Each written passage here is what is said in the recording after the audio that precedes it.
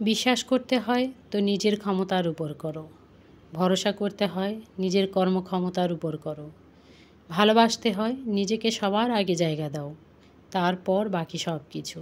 নিজের জন্য যদি বিশ্বাস, ভরসা, ভালোবাসা, তুমি পারবে এই আত্মবিশ্বাস তোমার সঙ্গে থাকে, তাহলে তুমি যখনই চাও তখনই শুরু করতে পারো। কোনো মানুষই পারফেক্ট নয়, আবার একই সময়ে সবার জন্য সব কিছু শুরু হয় না। কেউ হয়তো 10 বছরে যে কাজটি করতে পারে, অন্য আরেকজন 20 বছরে সে কাজটি হয়তো শুরু করে। আবার 50-এ যে একটা কাজ শেষ করে নেয়, অন্য আরেকজন 50-এ সেই কাজটা শুরু করে। তাহলে কোনো মানুষ যেমন পারফেক্ট নয়, তেমনি কোনো কাজ শুরু করার সময়ও সকলের জন্য এক নয়। তাই নিরাশ হওয়া যাবে না, চেষ্টা করা ছেড়ে দেওয়া যাবে না। অনবরত চেষ্টা করতে হবে, স্মার্টলি চেষ্টা করতে হবে। নিজের জন্য ভালোবেসে নিজেকে আগে প্রাধান্য দিয়ে চেষ্টা করতে হবে। চেষ্টায় মিলায় বস্তু, তর্কে বহুদূর, এই কথার অবশ্যই গুরুত্ব আছে। হ্যালো এভরিওয়ান, আসসালামু আলাইকুম। আমাদের গল্পগাথা থেকে আমি রুবা সবাইকে ওয়েলকাম করছি আমার আজকের ব্লগে। আশা করছি কাছে এবং দূরে, দেশে এবং বিদেশে যে যেখান থেকে দেখছো ভালো আছো এবং সুস্থ আছো। হৃদয়ের গভীর থেকে দোয়া করি এবং কামনা করি আমার সকল বন্ধুরা ভালো থাকুক এবং সুস্থ থাকুক। গল্প করতে করতে আমি তো আজকের ব্লগটি শুরু করে দিয়েছি। সন্ধ্যের সময় আমি আর ভাবি বান্ধবী মিলে একটু বাইরে গিয়েছিলাম কেনাকাটা করতে। তো সেখানে রাস্তার পাশে এত সুন্দর সুন্দর এই যে হ্যান্ডমেড ফুলগুলো ছিল, এই ফুলগুলো দেখে ভীষণ ভালো লাগছিল। ওখান থেকে একটা ফুল আমি কিনে নিয়েছি আর বাকিগুলো একটু সুন্দর করে ছবি তুলে নিয়েছি। কারণ কিছুদিন পরে গিয়ে আমার যেগুলো চয়েস হয়েছে সেগুলো ওনাকে বলে এসেছি এগুলো আমার জন্য এনে রাখবেন, আমি এগুলো নিয়ে যাব। উনি বলেছে ঠিক আছে আপু, আপনি আমাকে এই ছবিটা দেখিয়ে দিবেন, আমি আপনাকে বের করে দিয়ে দিব, অসুবিধা নেই। প্রিয় আপু, ভাইয়া, দিদি ভাই, দাদা ভাই এবং সোনামণিরা, যে যেখান থেকেই দেখছো আশা করি একটি লাইক দিয়ে কন্টিনিউ করছো। তোমাদের সঙ্গে কথা বলতে বলতে তোমরা কি খেয়াল করেছো আমি কিন্তু সবজিগুলো গুছিয়ে নিয়েছি। আসলে এখানে সবজির চেয়ে বেশি সালাদ আইটেমই ছিল। যাই হোক, সেগুলোকে এক সাইডে গুছিয়ে নিয়ে রেখে দিয়েছি। আর তারপর চলে এসেছি এখানে কিছু আরও জিনিস ছিল সেগুলোকে আনপ্যাক করতে। অনেকগুলো শুটকি নিয়ে এসেছিলো, সেগুলোকে ভাবছি একটা একটা করে খুলে নিয়ে গুছিয়ে রাখবো। তো রাতের বেলাতে এই কাজগুলো করলে দিনের বেলাতে বেশ স্বস্তি পাওয়া যায়। এই তো বিশাল বড় এক প্যাকেটের মাশাল্লাহ বারাকাল্লাহ লইটে শুটকি আপনাদের ভাইয়া খুলে নিল। আমি আসলে লইটে শুটকিটা আনতে ওনাকে বারণ করেছিলাম, কিন্তু বিশেষ কারণে উনি আসলে এটাই নিয়ে এসেছেন, কারণ উনি নিজে এইগুলো কাজ করতে পারেননি। যেই চিটাগাং যাক না কেন বিচে, সে কিন্তু এই লইটে শুটকিটা আনবেই। আর সেই সূত্রে আমার ফ্রিজে অনেকগুলো লইটে শুটকি জমা হয়ে আছে। বোনেরা গিয়েছে এনে দিয়েছে, ভাবি বান্ধবী গিয়েছে এনে দিয়েছে। আসলে 2 বক্স কেটে কুটে আমি আসলে ডিপে রেখে দিয়েছি, কারণ লইটা শুটকি আমি পছন্দ করি, কিন্তু ওইভাবে পছন্দের সঙ্গে মিলিয়ে খাওয়া হয়ে উঠছে না এখন আর এই ঝাল ভাজা পোড়া জিনিসগুলো বডি নিতে পারছে না।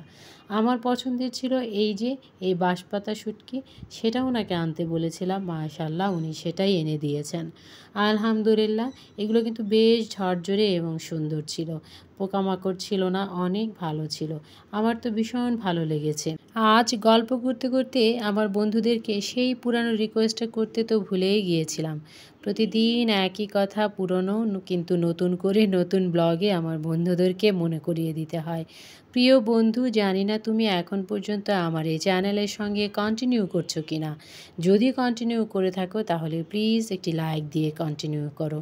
আর তুমি যদি নতুন হয়ে থাকো তাহলে গুড মর্নিং তোমাকে এবং আমার পুরনো বন্ধুদেরকে।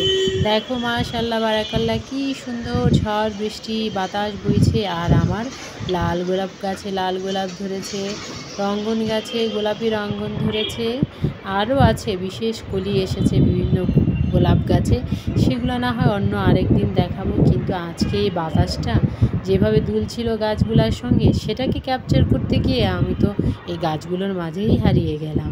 তুমি কিন্তু চলে যেও না, দেখতে থাকো।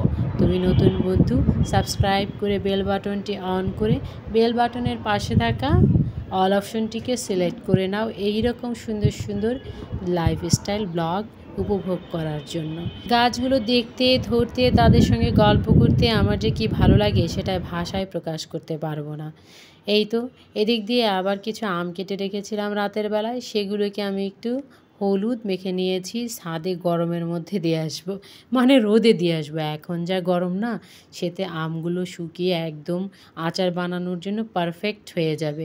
সব সময় তো আর একইভাবে আচার বানাই না, এক একবার এক একভাবে বানাই। তো এই আচারগুলোকে রোদে শুকিয়ে বানাবো বলে ভাবছি। অন্যদিকে ডিমের কেসটা ভীষণ খালি হয়ে গিয়েছে, একদম শূন্যতায় পরিপূর্ণ। তাই কিছু ডিম আনা ছিল, সেগুলোকে গুছিয়ে নিচ্ছি। আসলে আমি আজও জানি না এটাতে কটা ডিম ধরে, আমি কিন্তু ওভাবে গুনে দেখিনি। কিন্তু এখানে রাখতে গিয়ে আমার কিন্তু ভীষণ ভালো লাগে। তাই আমি এগুলোকে যখন রাখি এখানে, তখন একটু খেলাধুলা করি এই ডিমগুলোর সঙ্গে। উপরে রাখলে এরা একা একা গড়িয়ে গড়িয়ে নিচে চলে যায়, আবার নিচ থেকে একটাকে বের করে নিলে বাকিগুলো উপর থেকে গিয়ে সেই শূন্যস্থান পূর্ণ করে দেয়। এই তো গরম তো বেশি, তাই আবার এদেরকে ফ্রিজে রেখে দিলাম।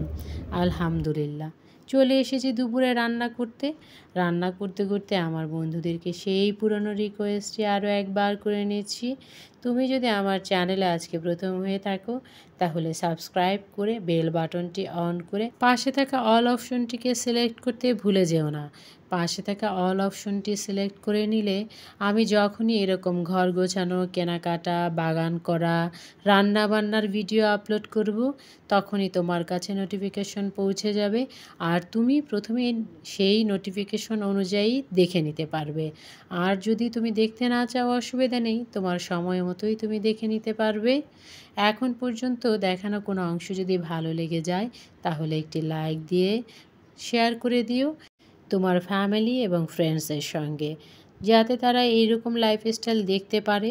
এইরকম লাইফস্টাইল দেখে আমরা অনেকেই উপকৃত হই, কারণ যারা এরকম লাইফস্টাইল ব্লগ দেখে তারা কোথাও না কোথাও কোনো না কোনো কিছু শিখতে পারে। যাই হোক, আমি অবশ্য শেখানোর জন্য নিজে থেকে কিছু বলছি না, আমি তো আমার ভালো লাগা বিষয়গুলো শেয়ার করছি। আর এই ভালো লাগা অংশগুলো থেকে কোনো একটা অংশ হয়তো কোনো বন্ধুর কাজে লেগে যেতে পারে।